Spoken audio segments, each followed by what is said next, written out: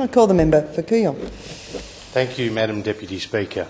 I rise to speak following the tabling of the report by the House of Representatives Standing Committee on Health and Ageing, titled Before It's Too Late, a report on early intervention programs aimed at preventing youth suicide. And I take this opportunity to congratulate the chairman of that committee and the deputy chairman, as well as the secretariat, on this important piece of work. As has been said by the previous speakers, in Australia, more than 2,000 Australian lives are lost each year to suicide. Every day, at least 7 people lose their life through suicide. Every 15 minutes, somebody around our great country attempts it. And with up to 50% of young adults experiencing a diagnosable episode of mental ill health between the ages of 12 and 25, this is a very important issue. And with only 35% of those with mental illness being able to get access to quality care, it's clear that more needs to be done, more around early detection and other measures. Indeed, in Australia, according to the ABS, suicide is the 14th most frequent cause of death. But in the age bracket of 15 to 24-year-olds, it's the number 1 cause of death. And in 2009, 24% of all young people in that age bracket died by suicide. It's more common in males than in females. A remarkable 76% of those who were lost through suicide in 2009 were males. In the 15 to 24 age bracket, suicide rates are 3 times higher for those living in remote and rural locations, and 4 times higher for those living in Indigenous young people in the 12 to 24 age bracket. Hopefully those statistics give some sense of the scope and the nature of the problem that we face. In Australia, suicide and mental health has been a subject of taboo, but that is frequently changing. We are confronting the statistics and working on innovative ways to tackle it. And I pay credit to men like John Mendoza and Patrick McGorry, experts in their field, who have spoken up about this important issue, who've taken sometimes unpopular action, but who at the end of the day have led through their actions to greater government intervention in this area.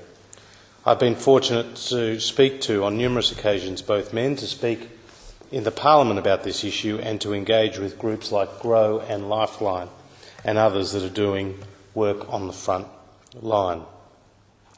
But what do we need to make the situation better? We clearly need more frontline psychological and psychiatric services. We need greater collaboration between service providers. We need additional support for those communities that are affected by suicide. We need to target those people, those individuals who are at greatest risk of suicide. We need to promote the idea of well-being and mental health more robustly in our community. We need to improve the level of mental health literacy among all of us. Specifically, sites like the Headspace site referred to earlier are very, very important. Currently in and around Australia there are 30 of these sites, and I welcome moves to increase this number to 90. I know from my own experience that I've had correspondence from those in the electorate about this issue. Laura Lloyd wrote to me about a girl named Purina Diksha, who was from Finton, a girls' school in my electorate of Balwyn. Her brother, who was at Camberwell Grammar School, a young teenager, Abhishek Gaurav, tragically took his own life, and she is asking why. Their family was actually from Boronia, and she has called and she is working with my friend and colleague, the member for Aston, Alan Tudge, on getting a new Headspace centre in the Knox shopping strip. This is a really worthwhile initiative and deserves to be supported. Likewise, in my own electorate of Kooyong, I would like to see a Headspace site. I think the access for young people to these services would be a great improvement on what is currently available.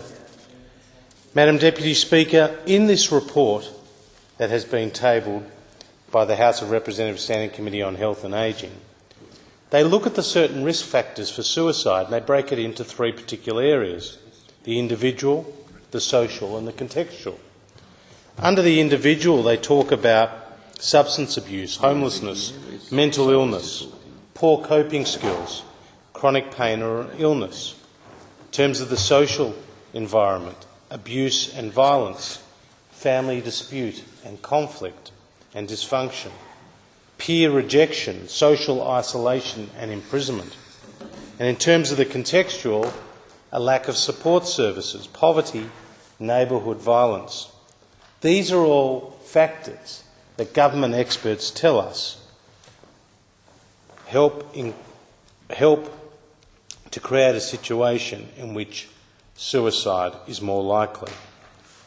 So while I welcome the government's initiative at the last budget to improve funding in mental health, I do want to note that it has come at some expense, particularly about the cuts to the Better Access program, where people were able to access psychologists and GPs and get rebates for those visits and for treatment for mental health issues, and those have actually been cut by this government. But by and large, an investment of any new money is extremely important in this issue of mental health. Some of the other specific recommendations in this report which should be taken note of include the standardised reporting on suicide figures. There's scope there for extending the data collection, taking to better account the geography, culture, employment, the socio-economic status. Getting the National Health and Medical Research Council and the Australian Research Council and the Australian Suicide Prevention Advisory Council to work more closely on research initiatives and to develop a priority research agenda. See, while research funding has increased more than threefold since 2001-2, it still sits only at about $65 million per annum. And there must be scope, Madam Deputy Speaker, to explore new ways of capitalising on social media and the internet about ways to engage with our young people to mitigate the risk of suicide. New youth suicide prevention measures are also recommended, as well as adapting a holistic approach to these new measures which take into account cultural, educational, employment, social and economic disadvantage factors. Better measures to provide continuity of care for school leavers. Often you can find a school student getting advice and support on mental health related issues, but once they leave school, they are left to their own devices. We need better partnerships between the Department of Education and community-based providers to ensure that these people don't fall between the gap.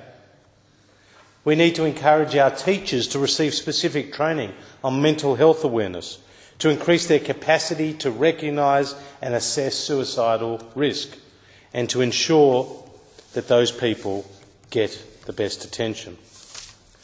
Madam Deputy Speaker, this issue of youth suicide, this issue of mental health is an absolute priority for any government.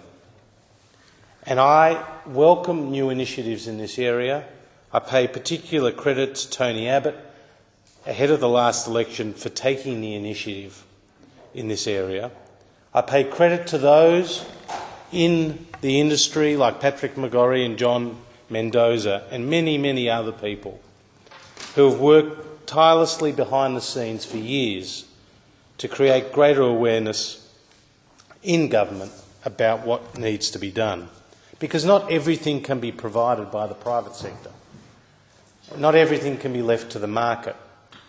And then the issue of mental health is one such issue where governments do need to step in. So if we take the measures recommended and others that are being undertaken to encourage early detection, to better equip our service providers and our teachers, to provide better access for young people through Headspace and EPIC and other facilities. If we do that, as well as remove the stigma that sometimes currently applies to mental health, we will have a better chance of reducing these horrific figures where over 2,000 Australians die each year through a suicide, and where young Australians are disproportionately represented in those statistics. So, Madam Deputy Speaker, I commend the committee for their work and the Secretariat, and now that this body of work exists, it's incumbent upon government to take its recommendations, to consider them, and hopefully to introduce them into the Australian society.